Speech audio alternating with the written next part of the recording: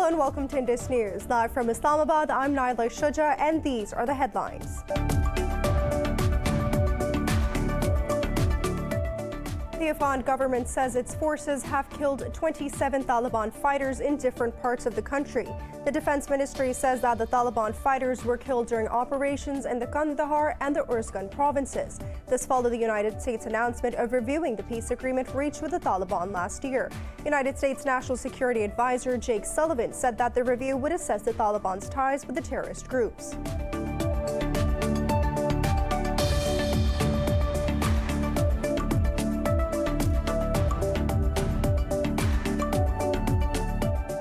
In India, police have clashed with the farmers demonstrating against the controversial farm laws in the central Madhya Pradesh. The police used batons, water cannons, and tear gas to disperse the farmers in the city of Bhopal in the state. Thousands of farmers continue to protest after the 11th round of talks failed to end the deadlock.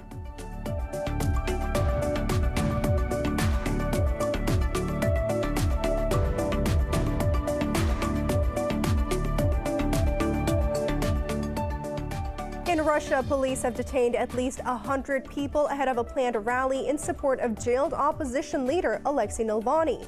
And the Kremlin critic was arrested on Sunday after returning to Moscow for the first time since he was poisoned last year. Russian prosecutors say he violated parole terms of a suspended sentence for embezzlement.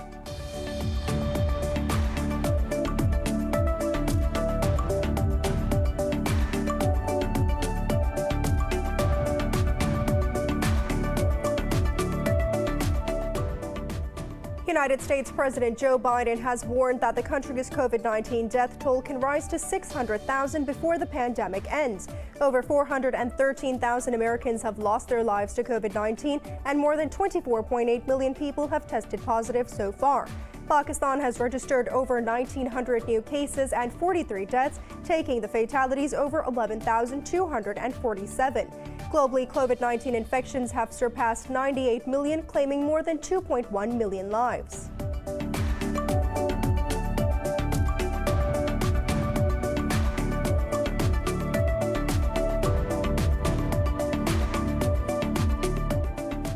In cricket, England trailed Sri Lanka by 283 runs in the first innings of the second test in Galley.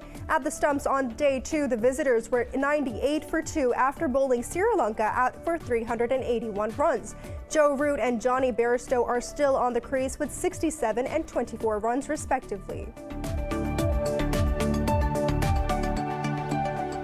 For more news and details, stay tuned. We'll be right back after a short break.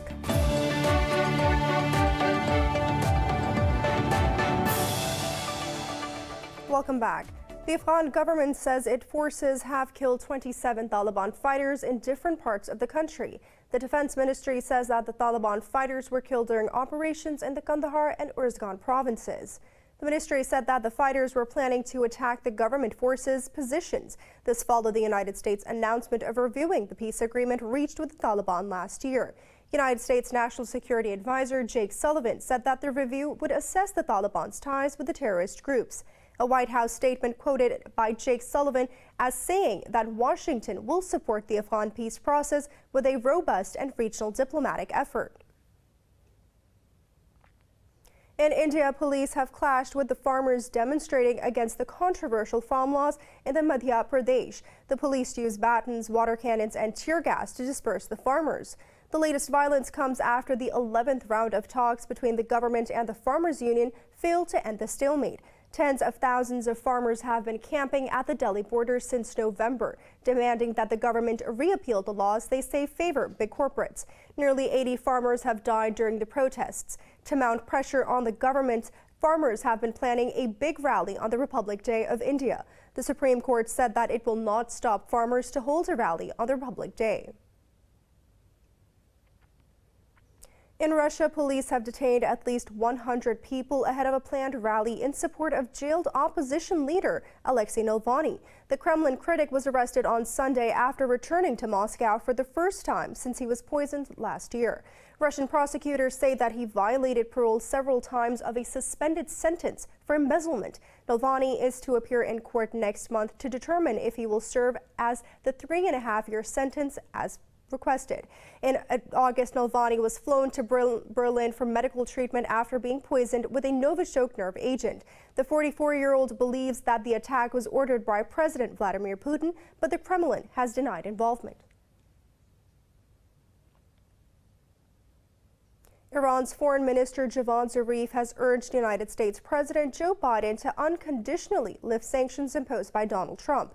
In an article, Zarif said that the new administration needs to abandon the failed policies of its predecessor. He called on Washington to re-enter the 2015 nuclear deal without altering its terms. Zarif said that if the United States ends its maximum pressure policy, Iran will adhere to its commitments under the agreement. But he warned if Washington insists on extracting the concessions, the opportunity will be lost. Earlier, France said Iran must reverse its breaches of the deal, including ramping up uranium enrichment. The Saudi-led Arab coalition has destroyed an apparent missile or drone attack launched by the Yemen's Houthi rebels. The state media quoted that the coalition as saying that the hostile target was aimed at Riyadh. The United States Embassy in Riyadh has asked Americans to stay alert in case of additional future attacks. The kingdom has come under repeated attacks from 2015 from Yemen's Houthi rebels.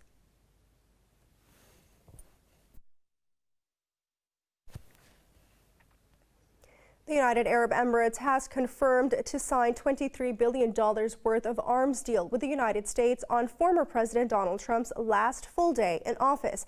In a statement, the UAE embassy in Washington said Abu Dhabi will receive up to 50 F-35 fighter jets, 18 armed drones, and other defense equipment.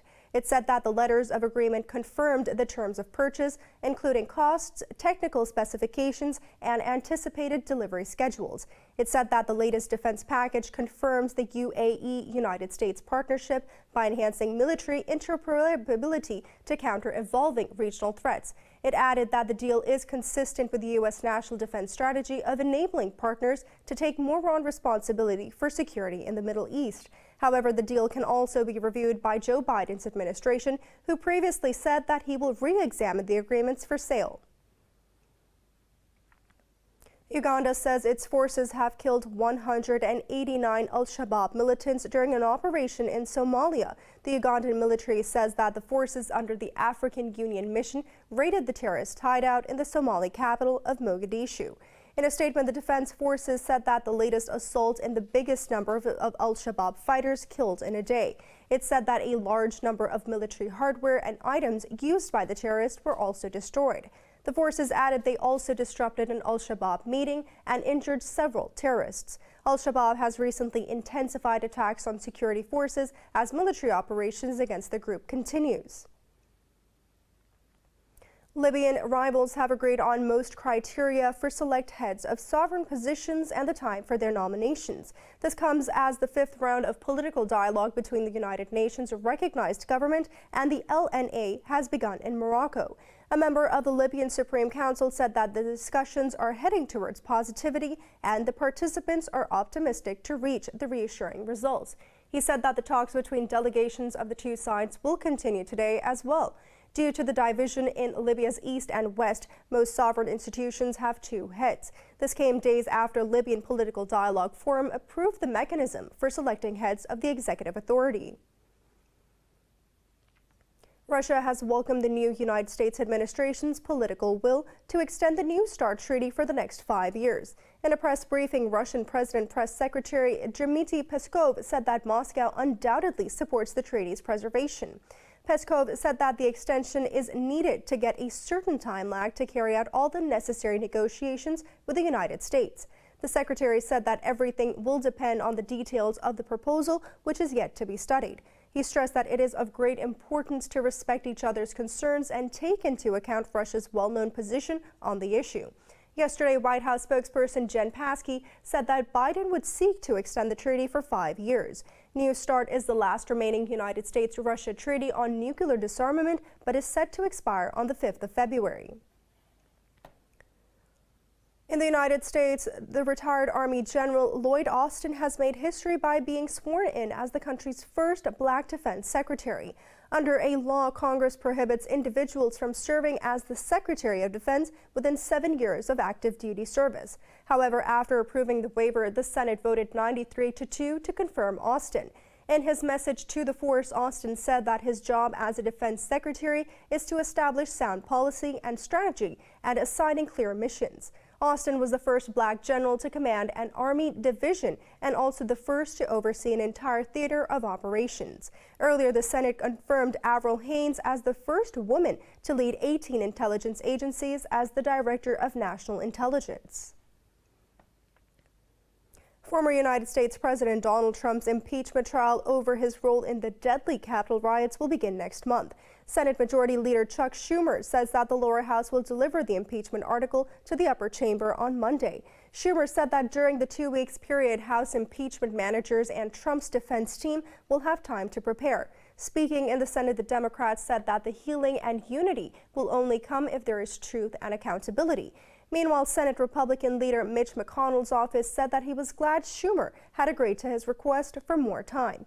In a statement, the office said that the goal has been achieved as this is a win for due process and fairness. Trump's impeachment trial would be the first of a United States president no longer in office. United States President Joe Biden has discussed migration and bilateral cooperation with his Mexican counterpart, Andrés Manuel López Obrador. In a tweet, President Obrador termed the call pleasant and respectful. The Mexican president said that everything indicated that the future ties will be good for both nations. Meanwhile, Mexican Foreign Minister said López Obrador celebrated the legacy of Mexican migrants in the United States during the call. It said that the Mexican president reiterated that the best way to manage migration is to promote development in places that fuel the phenomena. The ministry added that López Obrador said that Mexico City wants to work with Washington on their broad bilateral agenda. The United States President Joe Biden has warned that the country's COVID-19 death toll can rise to 600,000 before the pandemic ends. Over 413,000 Americans have lost their lives to COVID-19, and more than 24.8 million people have tested positive so far. Global COVID-19 infections have surpassed 98 million, claiming more than 2.1 million lives. More on the coronavirus in this report. The world's battle against the COVID-19 pandemic seems to be getting tougher and tougher as the time passes by. The first positive case of the COVID-19 variant detected in South Africa has been confirmed in Panama. In the U.S., around 200 National Guards deployed to Washington have reportedly tested positive for the coronavirus. The U.S. Centers for Disease Control and Prevention reported its biggest daily vaccine administration of 1.6 million people. However, more states, including New York, Louisiana, and New Jersey, have claimed they're struggling with the vaccine supply. Meanwhile, researchers in the University of California have sequenced all forms of coronaviruses from natural hosts to develop vaccine for future outbreaks. Why are we doing this? It's because we want to develop a vaccine that will protect not only for against COVID-19, but also protect from common cold coronavirus and protect from the next outbreak. So we are getting ahead of the game so that if let's say in 2025, 2030, 2035, there is another outbreak, then we will have a preemptive vaccine that is ready to stop that outbreak locally in that region before it spread globally and do the damage that it did today.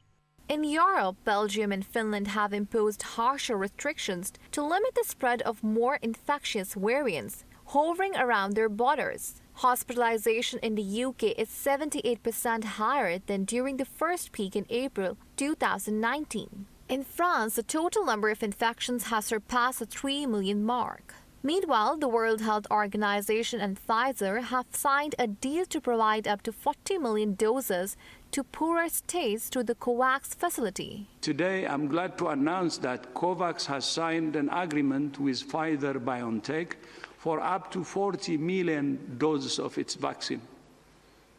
Additionally, pending WHO emergency use listing, we expect almost 150 million doses of the AstraZeneca Oxford vaccine to be available for distribution by COVAX in the first quarter of this year. Together, these announcements mean COVAX could begin delivering doses in February.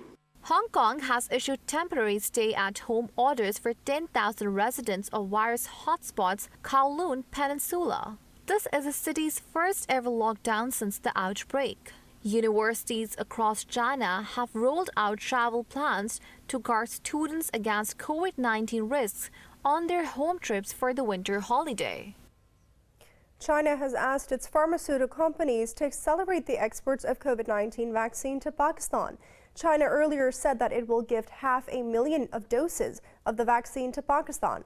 A Chinese Foreign Ministry spokesperson said that the directions have been issued at the pharmaceutical companies. Meanwhile, Pakistan recorded another 43 deaths from COVID-19 overnight, raising the toll to over 11,247. Health officials reported 1,927 new infections over the past 24 hours. The number of cases has risen to nearly 531,000, while over 484,000 people have recovered. The health ministry says that the number of active infections in the country is just over 35,000. It's now time for a short break. Stay with us.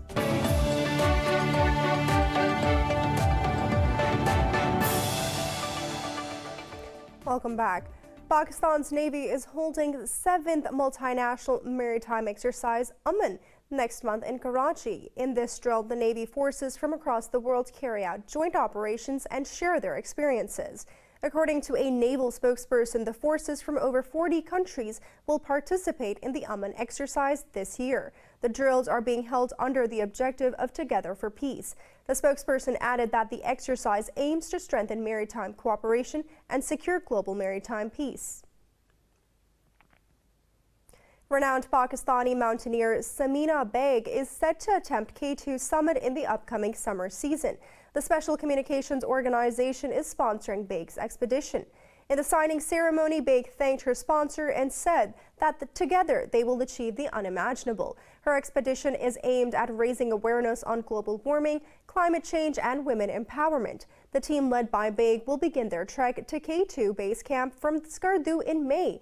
Beg became the first Pakistani and Muslim woman to climb the world's highest peak, Mount Everest, at the age of 21. She will be the first Muslim woman to make history if she climbs the second highest peak of the world. In Chile, hundreds of anti-government protesters hit the streets of the capital, Santiago, calling for an end to inequality. Police in riot gear used water cannon and tear gas to disperse the demonstrators. The Latin American country has seen protests against stark inequality for over a year now. Protesters have been calling for reforms against existing pension, healthcare, and education systems. Chileans voted in favor of a new charter to replace the country's Pinochet-era constitution in late last October. Australian Prime Minister says that his government is in no rush to sign the target of a net zero carbon emission by 2050. In an interview, Prime Minister Scott Morrison refused to take a new emission reduction target to a key United Nations climate conference. He said that the timeline to commit to the target depends on the production and storage cost of hydrogen, steel, and aluminium. Morris added that everyone wants to achieve the net zero target, but cannot be done by just having some commitments. The Prime Minister said that it is not about the politics anymore. It is about the assessment based on the technologies. Facebook users across the world were automatically logged out from their accounts. User reported Facebook's two-factor authentication failed. Users say that they had to re-enter their credentials to regain access to their accounts. Most of them happen to be Apple iPhone users. In a statement, the social media platform acknowledged the issue. It said that the company is working to resolve the issue as quickly as possible. Saudi Arabia has opened its first drive-in movie theater in the capital city of Riyadh. This is a unique entertainment experience for moviegoers amid strict measures against the pandemic. More in this report.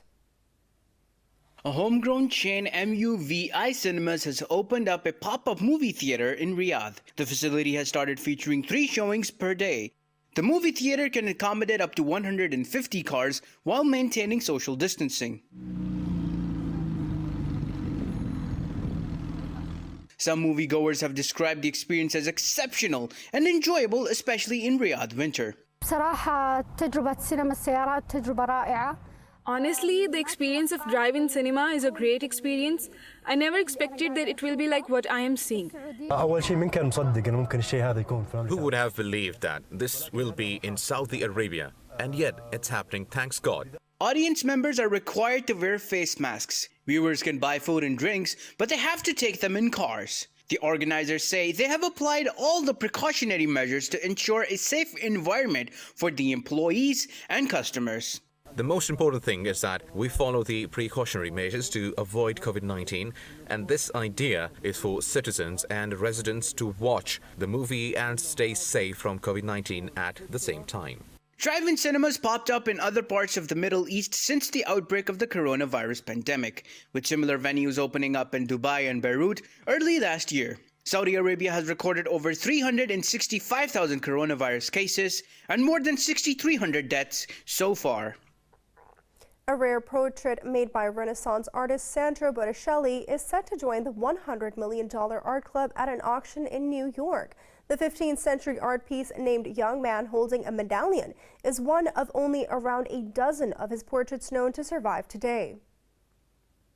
Young Man Holding a Roundel was acquired by its present unidentified owner at an auction in 1982 in the United Kingdom. It shows an unknown young man dressed in a simple tunic with the blue sky behind him and holding a roundel or medallion. Sotheby's said the painting is one of the best unparalleled masterpieces by the Renaissance artist. This transcends other paintings by Botticelli in studio that we've seen that have been on the market.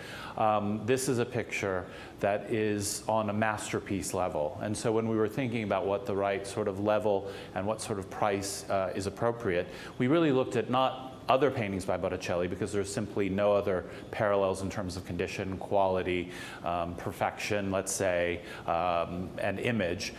Other notable works being put up to auction include Rembrandt's Abraham and the Angels. Sotheby's is expecting the piece to get $20 million to $30 million. The other thing that I like about this picture is just the incredibly strong narrative sense that Rembrandt brings to bear. It's a very, gem-like size, but he uses the full force of composition, of light, dark, drama, brushwork to create this story. And the story itself, as I said, which is an Old Testament one, is a wonderful image and idea. Also being put to auction is Autumn, a 1616 sculpture by father and son, Pietro Bernini and Gian Lorenzo. Sotheby's estimates the piece will go between $8 million to $12 million. The sales process began on Friday, will continue to the end of the month.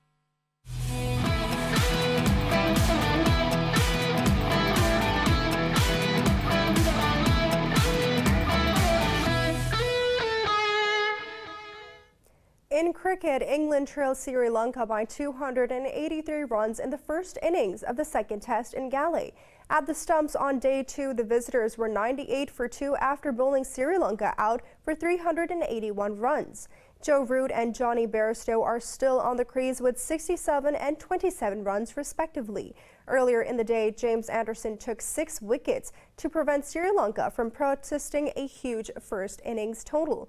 Angelo Matthews top scored with 110 runs, while Niroshan Dickwela made 92 for the home side. England won the first match by 7 wickets to go 1-up in the second match series.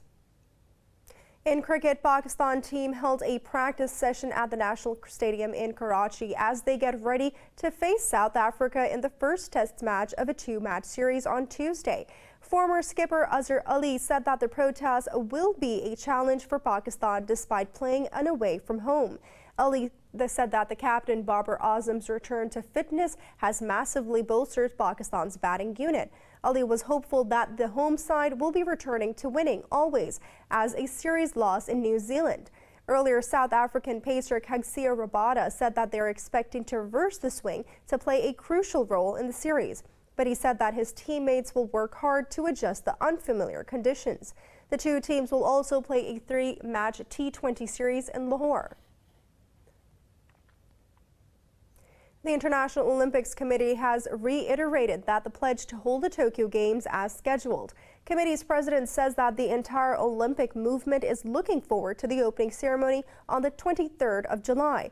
President Thomas Bach said that the top priority of organizing the committee is the safety and security of the participating athletes. In a message, he said that the IOC is looking at a huge toolbox of measures to prepare for anything that may hinder the Games. Bach said that the added athletes will enter the stadium with full pride and will get the message of resilience and the Olympic values like solidarity and peace.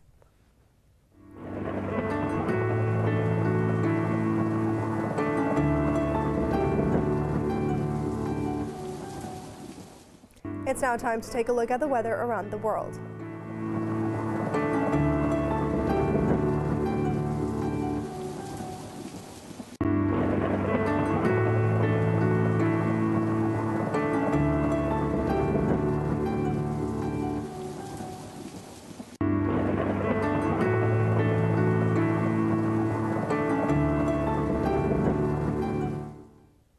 For the latest news updates, you can follow us on our social media at indus.news.